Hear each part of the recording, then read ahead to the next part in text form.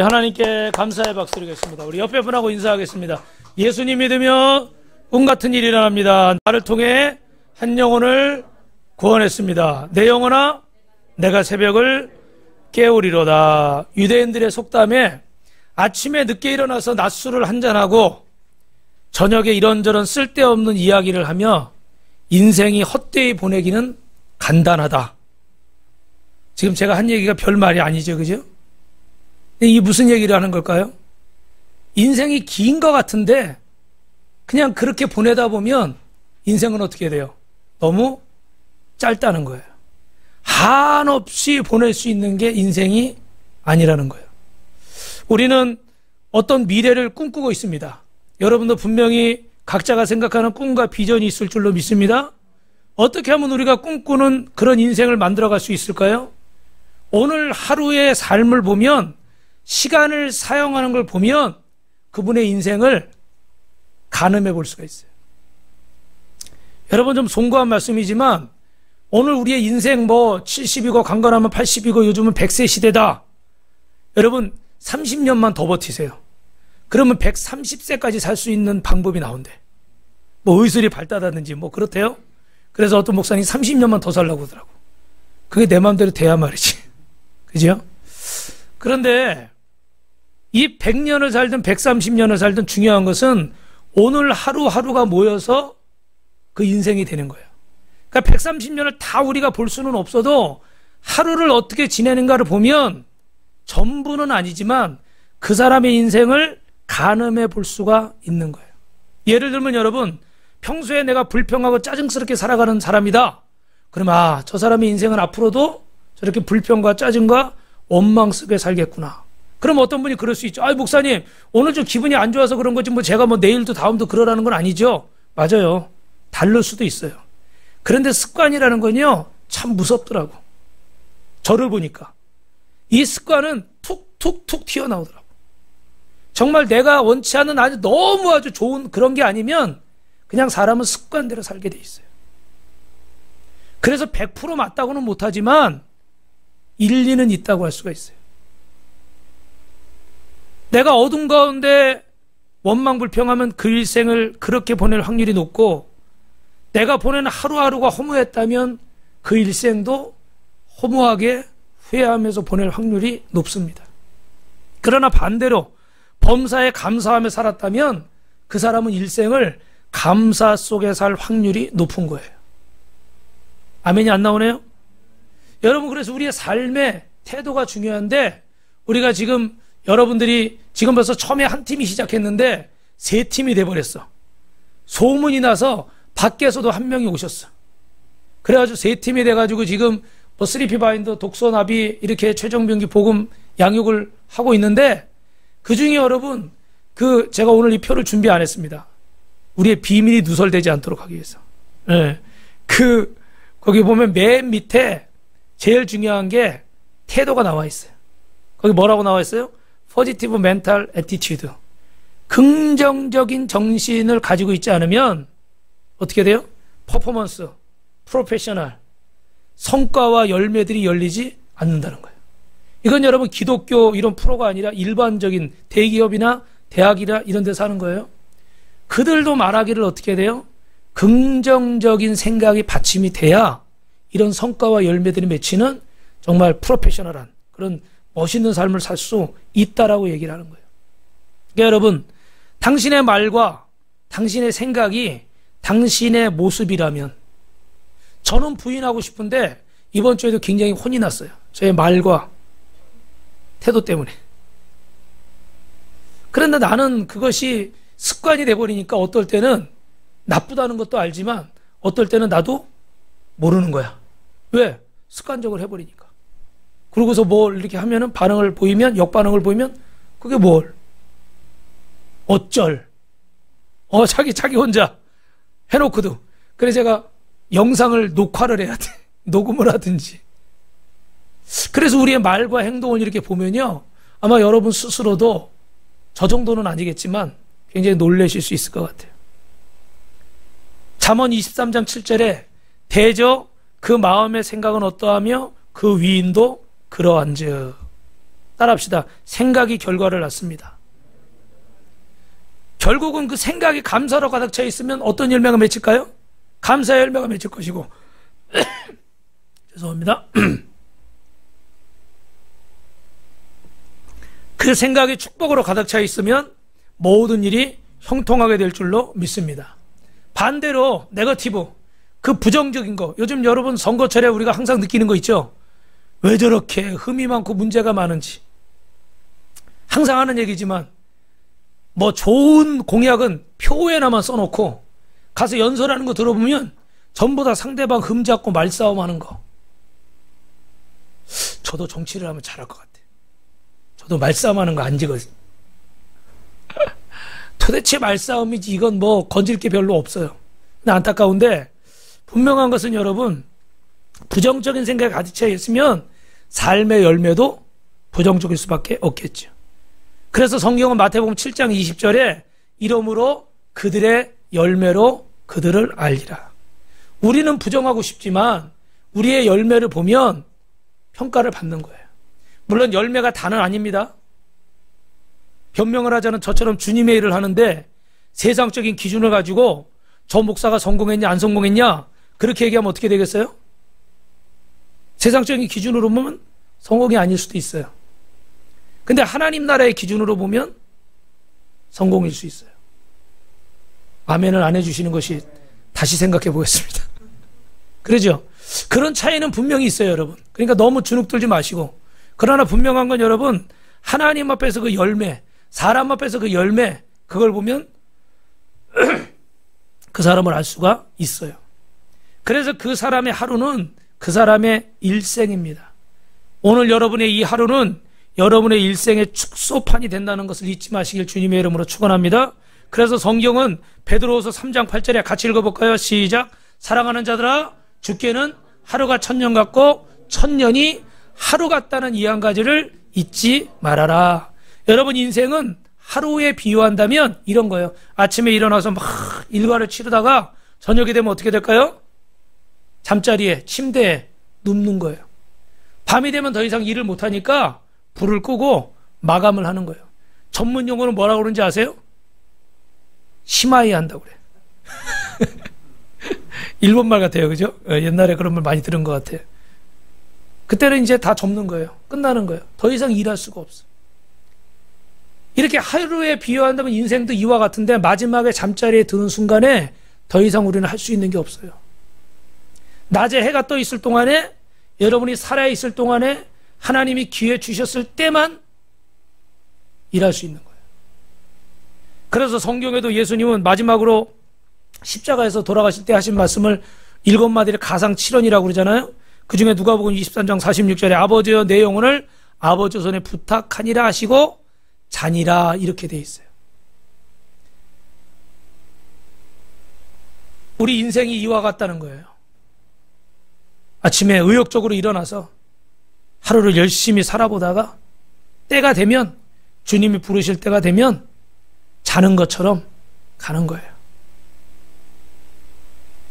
여러분 일생을 보람되게 사는 방법은 복잡하지 않습니다. 저와 여러분이 하루하루를 하나님의 뜻 가운데서 기쁘게 사시길 주님의 이름으로 축원합니다. 우리 옆 사람하고 이렇게 선포합시다. 인생을 재미있게 사십시오. 의미있게 사십시오. 행복하게 사십시오. 저희 외삼촌은 지난주에 하늘나라에 갔고 지금 우리 성도들 중에 가족 중에 병석에 또 중환자실에 누워 계신 분이 계세요. 하루를 행복하게 의미있게 건강하게 살고 싶어도 살 수 있는 기회는 한정되어 있어요. 그래서 오늘 우리는 이 하루를 정말 소중하게 살아야 되는데 그러려면 어떻게 해야 되느냐? 따라합시다. 시간의 소중함을 깨달아야 됩니다. 여러분 시간이 얼마나 중요하냐면요.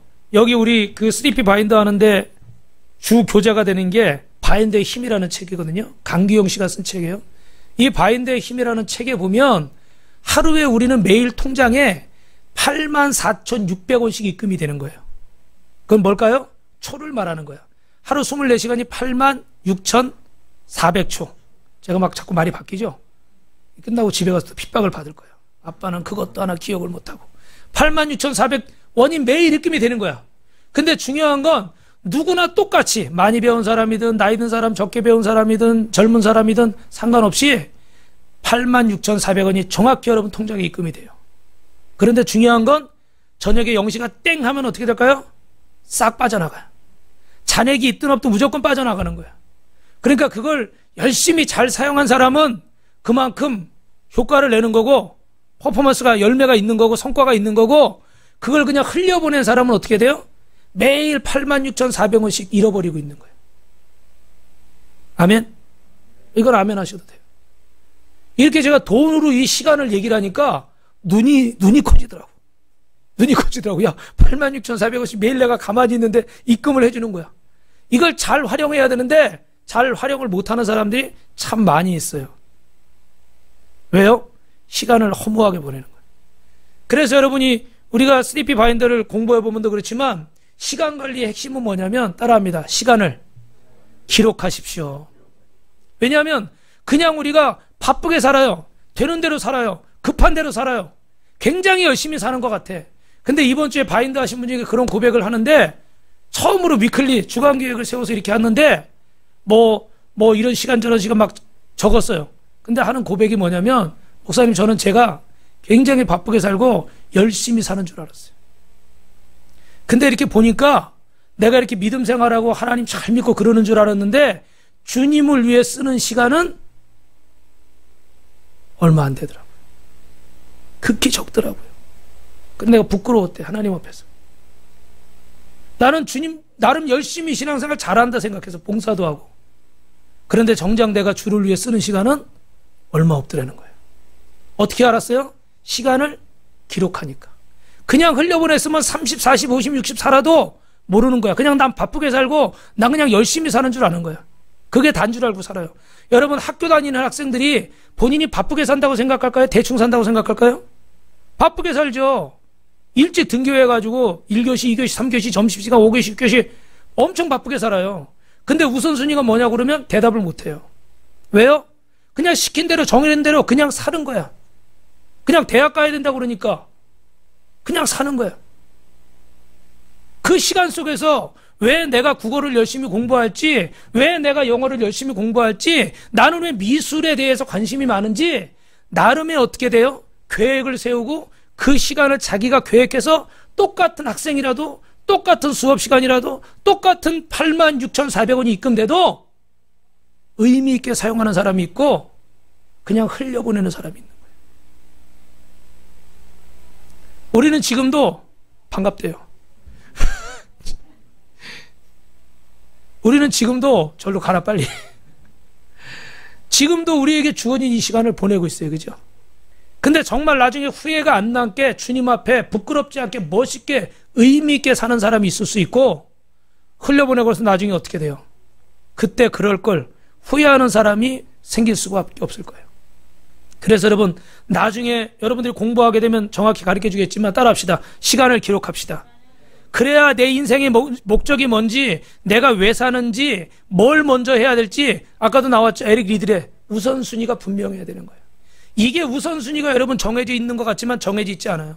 이번 주에 그 교회 다니지 않는 학생 한 명이 이렇게 줌으로 들어와서 하는데 다른 건 대답을 잘하더라고요. 요즘 아이들이 말을 얼마나 잘해요? 대답을 잘하더라고. 그런데 우선순위가 뭐니? 근데 그 친구는 뭐도 하고 악기도 하고 막 이러기 때문에 저는 당연히 그 얘기를 할 줄 알았어요. 근데 대답을 못하고 우물쭈물하더라고. 왜 그럴까요? 하긴 했어. 악기도 연주하고 학교도 다니고 하긴 했어. 근데 어떻게 돼요? 부모님이 시키는 대로, 선생님이 시키는 대로. 그래야 나중에 잘 된다니까 하긴 했어. 근데 그게 내 삶의 우선순위에는 정리가 안 된 거예요. 왜 해야 되는지, 무엇 때문에 해야 되는지, 내 목적이 뭔지 이게 불분명한 거예요. 근데 우리 교회 학생은요, 딱 물어보니까 몇 가지를 물어봐도 첫째도 하나님의 영광, 둘째도 하나님의 영광, 셋째도 하나님의 영광. 여러분, 이거 우습게 듣지 마세요. 우습게 들으시면 안 돼. 무엇을 하든지 나는 목적이, 난 악기 잘하는 거, 대학 가는 거, 뭐 하는 거, 그것의 모든 목적은 나는 하나님 앞에 있는 거예요. 그러니까 뭘 하든지 누구에게 하듯 할 수 있어요? 주께 하듯 할 수 있는 거예요. 믿으시면 아멘. 아멘. 단순히 목구멍에 포도청이나 돈 벌기 위해서, 남들에게 떳떳하기 위해서, 남들보다 뒤처지지 않기 위해서, 남들이 하니까, 아니요. 하나님 앞에 분명한 목적과 계획을 가지고 시간을 활용하는 거예요. 그러니까 똑같은 시간을 86,400원을 입금 받았어도 저녁에 잠자리에 들 때 그 마음이 기쁜 거예요. 행복한 거예요. 할렐루야. 왜요? 정말 의미 있게 사용했거든.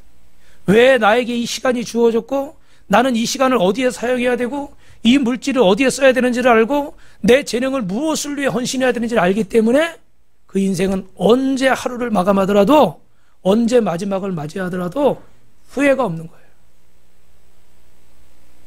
그래서 시간을 기록하는 사람은요, 계획을 세울 수가 있고 우선순위가 정해지는 줄로 믿습니다. 기억하세요, 여러분. 시간을 기록하고 계획을 세우고 우선순위를 정해요. 하고 싶은 건 많지만 다 할 수 있어요?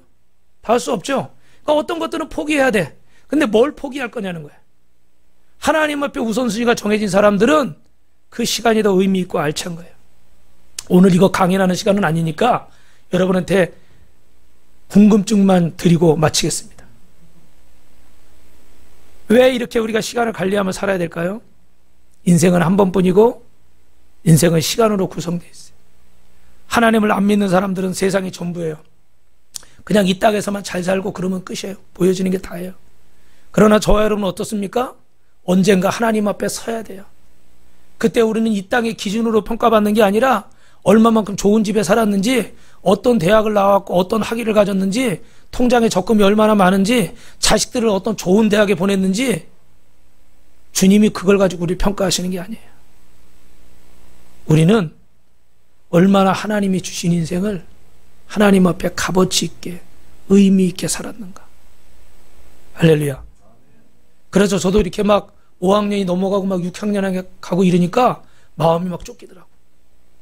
저도 갱년기라고 말하고 싶지는 않지만 그런 증세가 좀 있는 것 같아요. 괜히 자꾸 눈물이 나요.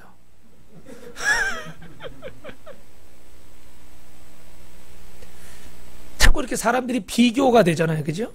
그냥 마음이 안 좋아. 젊을 때는 그냥 시간이 있으니까. 근데 조금, 아직 우리 어른들한테 죄송한 말씀이지만 조금 이게 세월이 가지고 가니까 마음이 쫓겨. 내가 이뤄놓은 게 없는 것 같고, 한 게 없는 것 같고, 이렇게 비교가 되고 속상해. 마음이 안 좋아.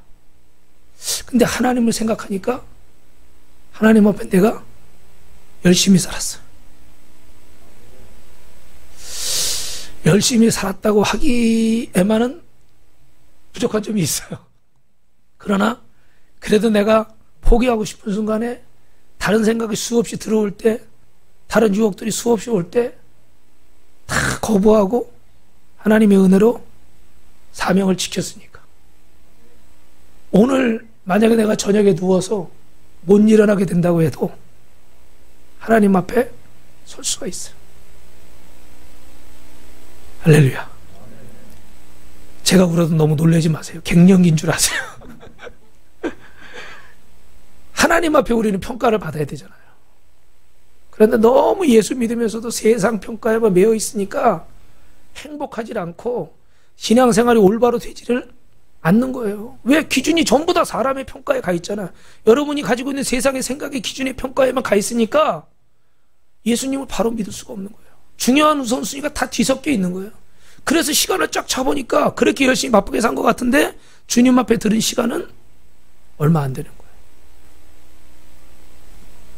오늘 우리 전도서 본문에는 그래서 뭐라고 얘기하고 있어요, 여러분?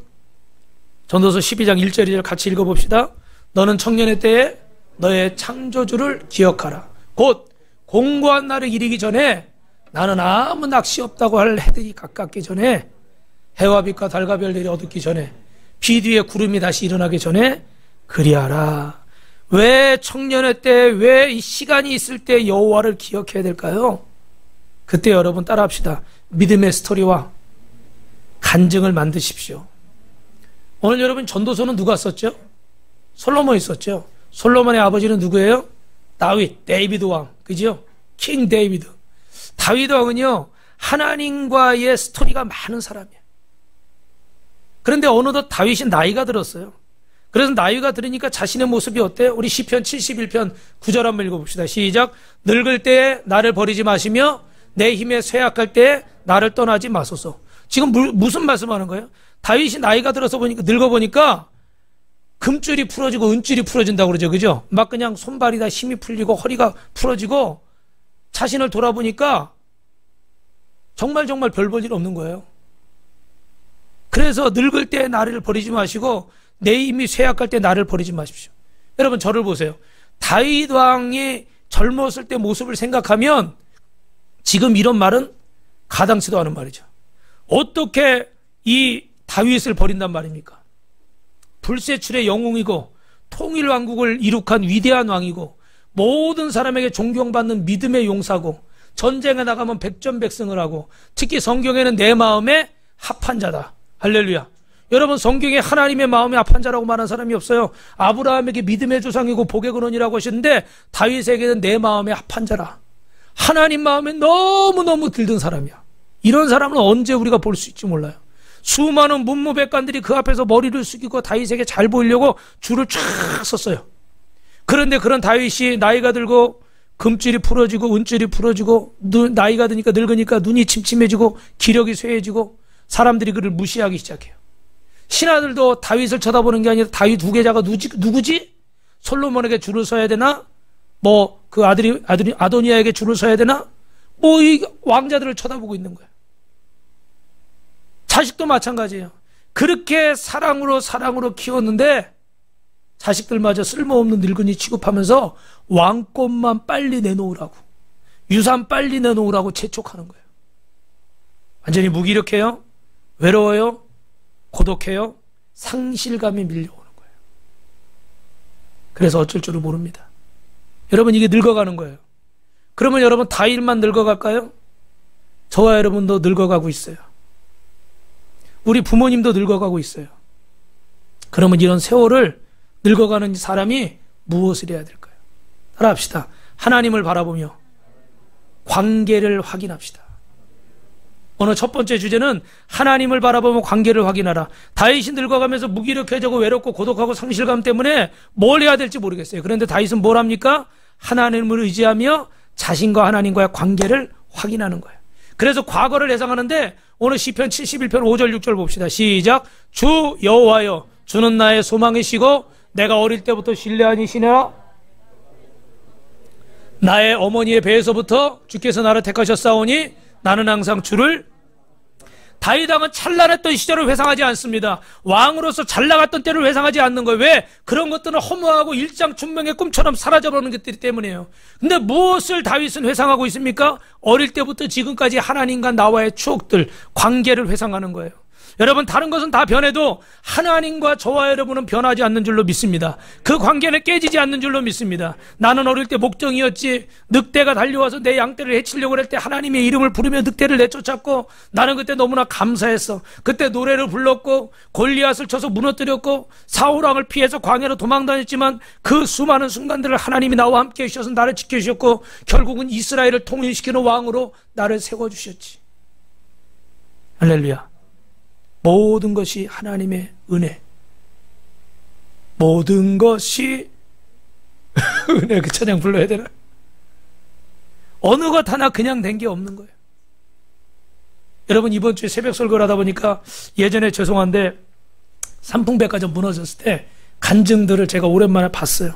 근데 그 중에 한 분은 그 삼풍백화점 사진 한번 보여주실래요? 또 우리 젊은 친구들은 모를 수 있으니까. 예. 저런 건물이 서초동 한복판에 있던 건물이 저렇게 그냥 무너져 버려가지고 어마어마한 사건이었어요. 그죠? 수많은 사람들이 죽고. 근데 저 맞은편에 살던 어떤 집사님이 남편이 바이올린 전문가예요. 그래 집에 학생들이 레슨하러 오면 그 시간에 자기는 아이들 데리고 밖으로 나가서 백화점 쇼핑하고 시간을 보내고 들어오는 거예요. 원래 그 시간에 저기 있어야 되는데 그날따라 어머니가 전화해가지고 그래 오늘 우리 집에 좀 다녀가라.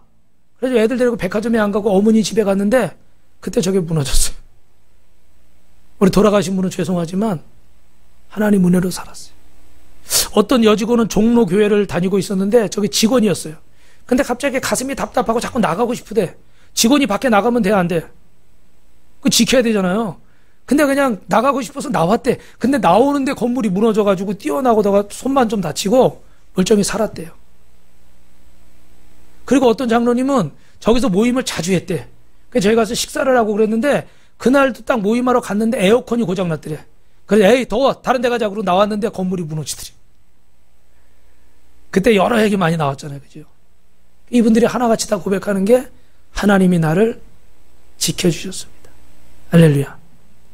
여러분 이런 극적인 대단한 것이 아니라 할지라도 지금까지 지내온 모든 것이 하나님의 은혜인 줄로 믿습니다. 정말 막막하고 소망이 없을 때 그때도 하나님의 은혜가 우리 버틸 수 있었고 정말 힘들고 괴롭고 배신감에 상실감에 그 마음이 싸늘히 식어갈 때도 주님의 사랑 때문에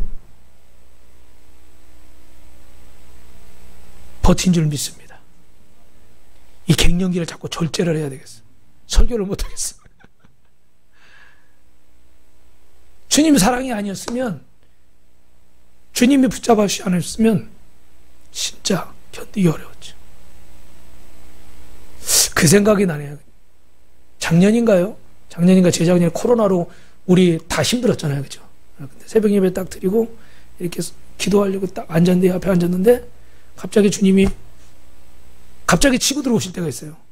제가 생각한 게 아니라 수고했다 그러시더라고요. 제가 전에 얘기했죠. 수고했다.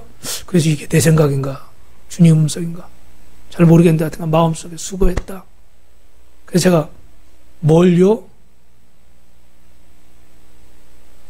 그래서 제 머릿속에 드는 생각이 교회를 지켜줘서 고맙다. 은혜가 되더라고. 진짜 눈물이 핑 돌더라고. 나는 그냥 버틴 건데 주님이 그걸 고맙다고 그러시더라고. 나는 그냥 견딘 건데 주님은 그걸 수고했다고 그러시더라고.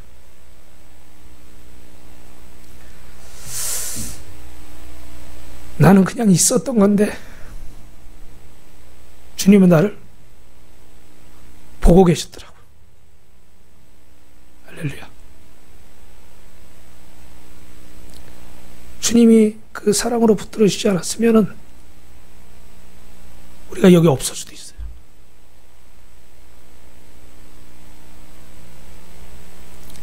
뭘 회복해야 돼요? 주님과의 관계. 근데 그 화려한 것만 생각하려고 그러지 마시고 다윗처럼 계속 어릴 때 그죠?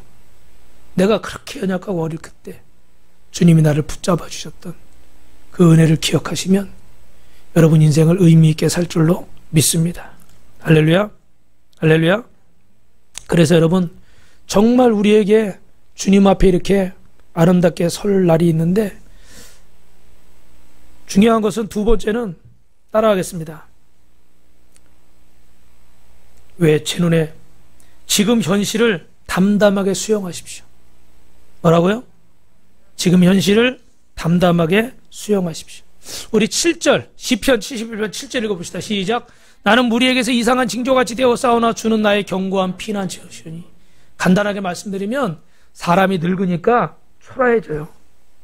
그래서 사람들이 나를 이상하게 봐. 나는 이상하게 하지 않은데 젊은 사람들이 나를 이상하게 봐. 무슨 말하면 굉장히 어색하게 듣고 불편해. 나는 옛날하고 똑같은데 내 사고방식이나 내 말하는 거나 내 모든 게 이게 잘 안 맞는 거야. 그래서 오늘도 김덕희 집사님이 저한테 오더니 목사님 저하고 책을 하나 사재. 책 제목이 뭐냐면 꼰대들 뭐 그런 책이래. 저분이 자꾸 저한테 갱년기 증세를 자꾸 더 확대되게 만들고 있어. 왜냐면 자기가 이번 주 처음으로 김은옥 집사님한테 당신도 꼰대 기질이 있다고 이 책 읽으라고 그랬대. 그럼 저보고도 추천하더라고요. 같이 읽어야 된다고. 왜 나를 거기다 묶어 들어가는지 모르겠어. 저는 집에서 꼰대란 소리를 하도 수없이 몇 년 전부터 들어가지고 제가 꼰대인 줄 알고 있어요. 근데 저분은 지금 아직 꼰대라 생각을 안 했던 거야. 근데 이 얘기를 들으니까 충격을 받아가지고 저한테 추천 독서를 주는 거예요. 이걸 지금. 이런 걸 추천할 생각을 안 하고 꼰대에 관한 책을 읽자고. 한번 읽어볼 필요 있을 것 같아. 왜 그래요? 세대 차이가 나는 거예요. 세대 차이가. 그죠? 그래서 다윗도 그걸 느끼는 거야. 옛날에는 내가 가는 게 길이고 내가 하는 말이 법이었는데 이제는 사람들이 내가 하는 말을 이상하게 생각하고 이제는 내가 하는 행동을 어색하게 받아들이는 거예요. 점점 나도 그걸 느끼는 거예요. 왕인데도 신하들이 불편해하고 자식들이 불편해하는 걸 느끼는 거예요. 그래서 마음이 너무 괴로운 거예요, 사실은. 근데 중요한 것은 그런데도 내 옆에 누가 계세요? 하나님이 계시다는 게 위로인 거예요. 할렐루야. 그래서 저는 실버 합창단이라고 우리 교회에도 보면 연세 많이 드신 분들이 성가대 막 찬양하고 그러잖아요. 머리가 하얘가지고 참 그게 귀한 것 같아요. 나이 들어서 진짜 어떤 세상적으로는 어쩔 수 없이 뒤처질 수밖에 없고 사람들에게 그런 대우를 받을 수밖에 없어도 정말 주님 앞에 내가 할 수 있는 것이 있다는 거. 그리고 사람들이 나를 이상하게 봐도 주님만 나를 그렇게 보지 않으신다는 거. 여러분, 이게 우리가 주님과 교제할 때 누리는 복인 줄로 믿습니다. 그래서 우리는요, 어떻게 해서든지 어떻게 돼요? 이 현실을 담담하게 받아들여야 돼요. 시편 72편 8절에 다윗이 뭐라고 그래요? 주를 찬송함과 주께 영광 돌림이 종일토록 내 입에 가득하리라. 현실은 이렇지만 나는 더욱 주님을 찬송하며 살겠습니다. 나이가 들수록 나는 더 열심히 주님을 찬양하겠습니다. 할렐루야. 여러분, 나이가 들수록 몸이 작아지고 몸에 수분이 빠지기 때문에 키도 줄고 몸이 더 왜소해진다고 그래요. 이것이 인생인 겁니다. 그런데도 그는 밝게 살아요. 왜요? 나는 주님을 찬양하기 때문에. 여러분, 나이 들수록 우리 어르신들 가보고 혼자 계시다고 막 불도 꺼놓고 이러잖아요. 근데 그렇게 하면 안 되는데 불도 더 켜야 되는데 왜? 눈이 어두워지니까 껌껌해서 낙상할 수도 있고 뭐 어디 걸릴 수도 있고, 그러니까 더 화내야 되는데 이 부모님들은 아끼는 게 습관이 되셔가지고 자꾸 불도 끄려고 그래. 그죠? 몸에 오히려 더 안 좋아. 그러니까 여러분, 연세가 들면 더 어두워지고 생각도 어두워질 수밖에 없어요. 근데 우리가 찬송을 하고 하나님을 바라보면 영적으로 밝아질 줄로 믿습니다. 영적으로 밝아질 줄로 믿습니다. 그래서 다윗의 소원이 무엇입니까? 시편 72편 9절에 주님 나를 버리지 마소서. 왜 다윗이 하나님 앞에 이렇게 고백하며 살까요? 세상 사람이 늙으면 버리죠. 내가 아무리 과거에 화려했어도, 내가 아무리 가진 것이 많아도 때가 되면 세상은 나이 든 사람을 버리는 거예요. 세상의 권력이나 명예나 이것을 다 하면 버려버리는 거예요. 죄송합니다. 병원에 가면요, 부모는 자식이 아파서 가면 돈이 얼마가 들어도 좋으니까 제발 고쳐만 달라고. 근데 다는 아니겠지만 대부분의 자녀들은 병원에 가면 뭐라고 그래요? 얼마나 사시겠어요? 이미 마음의 준비를 해버리는 거예요, 그냥. 그러니까 결국은 자식이라도 부모를 어떻게 해요? 놓을 수밖에 없어요. 그게 사실은 세상의 자연의 섭리니까. 그런데 여러분, 사람이 세월이 가고 나이가 들면 죽음이 가까이 오는데, 오늘 여기 계신 분들도 젊든 중년이든 나이가 들었든 언젠가는 오게 될 텐데, 그때 여러분 이때를 막연하게 보내지 마시고 따라합시다. 믿음을 성장시킵시다. 나이 들면 대부분의 사람은 신앙이 성장하지 않고 오히려 정신이 혼미해집니다. 나이 들면 시간이 많아도 성경 말씀 더 읽어갔지만 눈도 나빠지고 집중력도 흐트러지는 거예요. 그래서 사모님도 저한테 지금 부탁이 뭐냐면 노안 수술해달래. 지금 재작년부터 이게 글이 안 보고 돋보기를 쓰고 보니까, 돋보기 안경 쓰고 좀 책을 보다 보면 막 어질어질하잖아요. 예. 그러니까 책을 봐야 되는데 책 보기가 너무 힘든 거예요.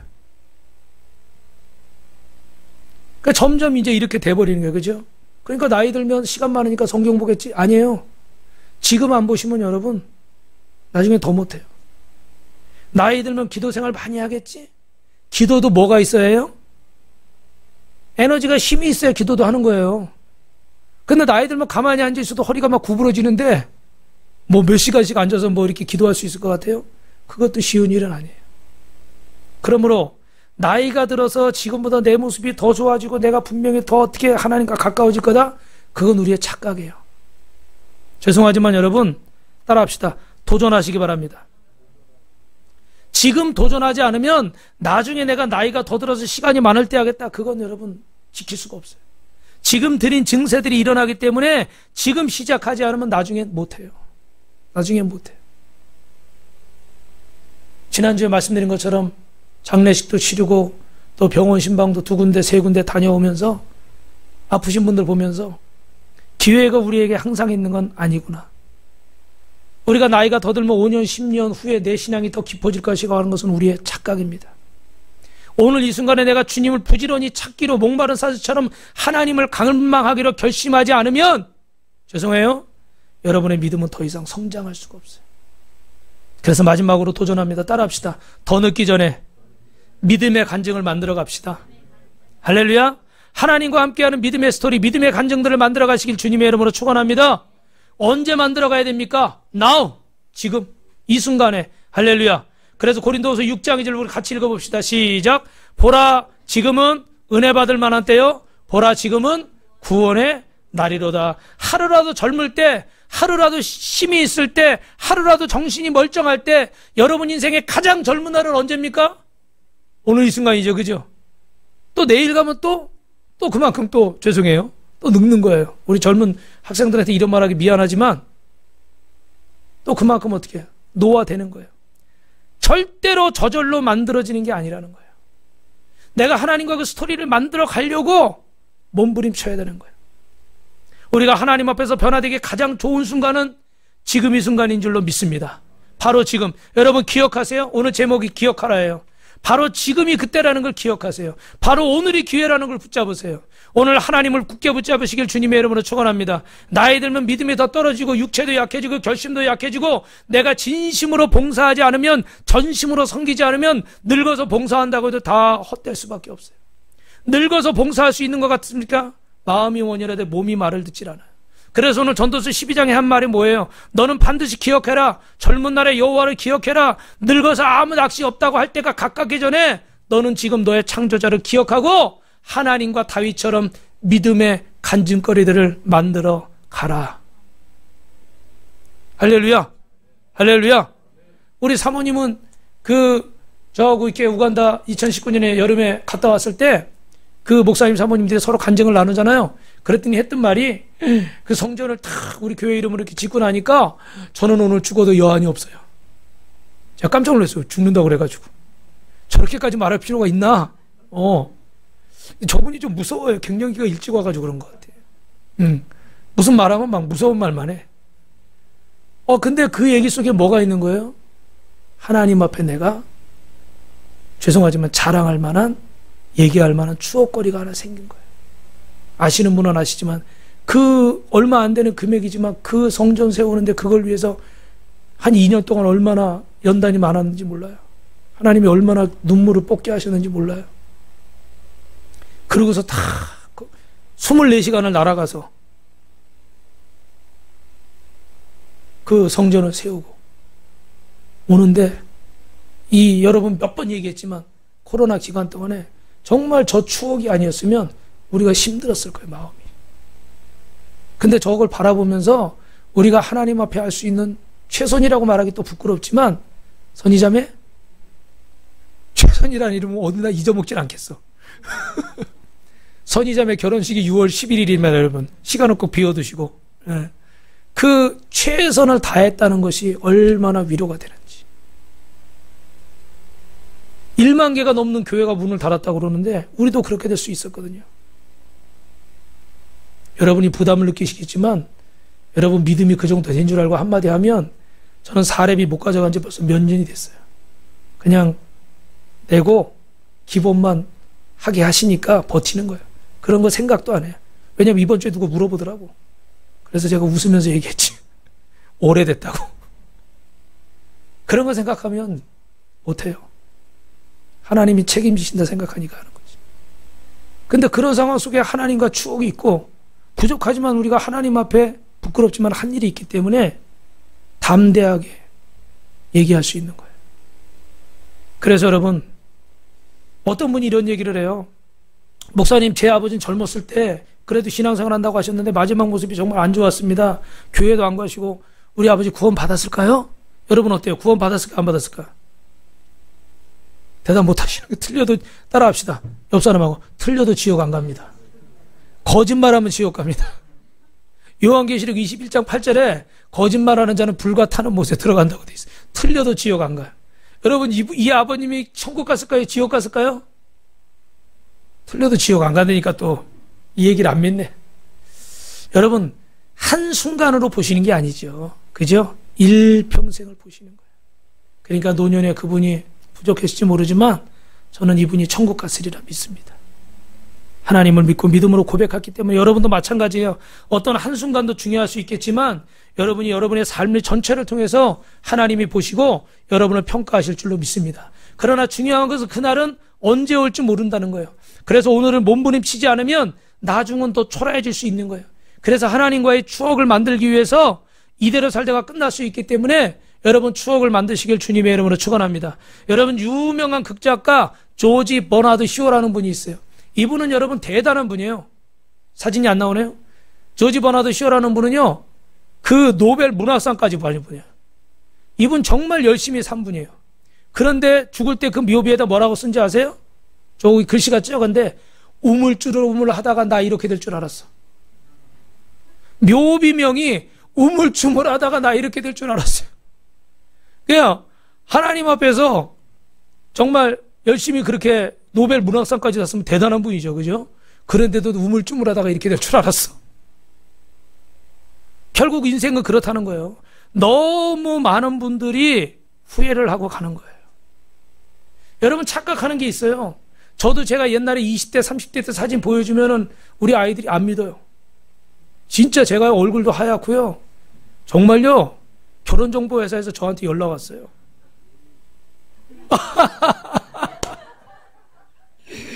야, 이거 설교 중에 이게 반응이 이런 반응이 아멘이 나와야 되는데 뭐 옛날 얘기하면요 뭐 잘 안 믿어. 야, 극동방송 나가서 주와 함께 험하게 야 상도 타고 야 내가 막 했다 그러면 잘 안 믿어. 그런데 여러분도 착각하는 거야. 여러분 부모님 모습이 그 옛날에 최고의 모습이었다는 걸 자꾸 잊어버리는 거예요. 나이 든 지금 모습을 보니까 그렇게 초라하고 그렇게 힘없고 그렇게 잘 말귀 못 알아듣고 이렇게 생각하는 거죠. 여러분 죽음 앞에 섰을 때 누구도 우리를 붙잡아 줄 수 없습니다. 그러나 다윗 같은 사람도 결국은 어떻게 돼요? 하나님 나를 붙들어 주십시오. 하나님 나를 버리지 마십시오. 자식 잘 키우는 것도 중요하고 넓은 집 이사 가는 것도 중요하고 여러분 다 명예를 높이는 것도 다 중요해요. 그러나 진짜 영원히 남을 것은 하나님과의 추억뿐이라는 걸 잊지 마시길 주님 여러분 축원합니다. 그게 우리의 면류관이 돼서 나중에 하나님 앞에 서는 거예요. 그것만이 변치 않는 면류관이에요. 그것만이 영원한 면류관이에요. 그래서 우리에게는 주님과의 추억을 만들어야 될 시간이 얼마 남지 않았어요. 더 나이가 들수록 기회가 없습니다. 부모나 자녀나 반드시 기억하십시오. 말씀을 마칩니다. 우리가 믿음 생활 잘하려고 몸부림치지 않으면 오늘보다 내일은 그거보다 못한 모습으로 하나님 앞에 설 수 있다는 것. 그래서 오늘 전도서 12장 1절에 너는 청년의 때에 너의 창조주를 기억하라. 곧 공고한 날의 기절에 나는 아무 낚시 없다고 할 해들이 가깝기 전에 창조주를 기억하라. 할렐루야. 그래서 마지막으로 여러분 앞에 영상 보여드렸던 에릭 위들, 여러분 이 영상 제가 그전에도 몇 번 보여드렸습니다. 그런데 그 불의 전차라는 예전에 나온 영화가 있으니까 여러분이 한번 따로 보셔도 너무 좋을 것 같아요. 근데 다 아는 내용이지만 그 100m 아주 유력한 기록을 가지고 있는 금메달 선수인데 예선이 주일날 있다는 거예요. 그래서 고민 끝에 나는 주일날은 경기에 뛰지 않겠습니다. 온 영국이 난리가 나고 영국 그 왕자 있잖아요. 왕자까지 나서가지고 야 네가 꼭 그럴 필요가 있느냐? 그 하루 그렇게 한다고 무슨 일이? 근데 그 옛날에 스코틀랜드 장로교회 소속인데 정말 주일을 정말 엄격하게 가리킨 거예요. 요즘처럼 여러분 주일 지키면 정말 안 되는 거예요. 근데 우리 성도 중에 한 분이 얼마 전에 그런 고백하더라고. 정말 우리 교회가 감사한 것이 자기는 진짜 주일만큼은 목숨 걸고 이렇게 지켰는데 코로나로 어떤 교회들이 예배 못 드리는 교회들도 있었잖아요. 그죠? 근데 우리는 어찌됐든 예배를 계속 드렸기 때문에 주일을 빼먹지 않고 드릴 수 있어서 너무 감사했다. 그 고백을 들으니까 저도 또 감사하더라고. 아, 이런 은혜도 있을 수 있구나. 나는 그냥 아까도 말씀드렸지만 그냥 버틴 거예요. 버틴 거. 그냥 이 자리에 있은 것 뿐이에요. 근데 그런 또 은혜를 주시더라고.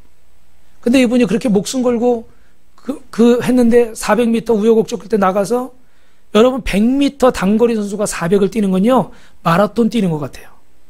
이게 기능이 100m 단거리에 이렇게 돼 있기 때문에 400에서 성적을 내기는 어렵대요. 근데 200m까지는 자신이 뛸 수가 있었대. 근데 그 뒤로는 이게 안 되는 거야. 그래서 나중에 뭐라고 그래요? 200m까지는 내 힘으로 뛰었지만 나머지 200m는 주님이 주시는 힘으로 뛰었습니다. 할렐루야. 이 고백이 맞는 것 같아요. 근데 이분이 금메달 따고 나서 어떻게 돼요? 저 중국 산둥반도에 선교사로 갔습니다.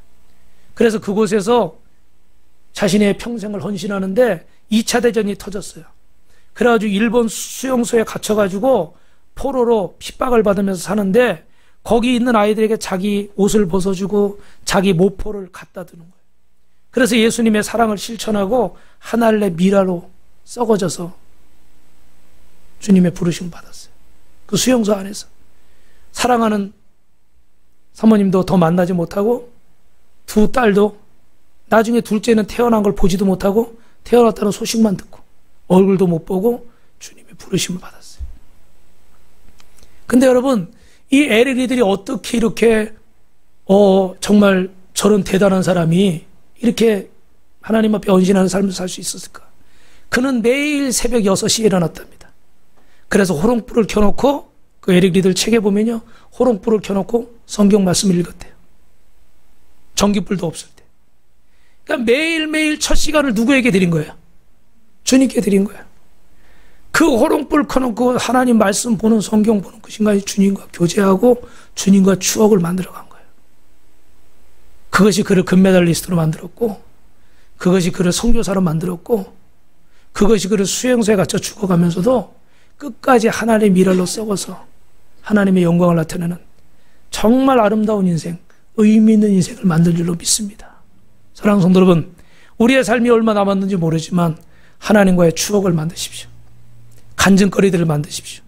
미루지 마시고 오늘 이 순간 이 말씀 듣고 결단하시길 주님의 이름으로 축원합니다. 옆 사람하고 인사합시다. 오늘부터 1일. 무슨 일이래요? 한 번 더 인사해요. 하나님과 추억 만들기 1일입니다. 우리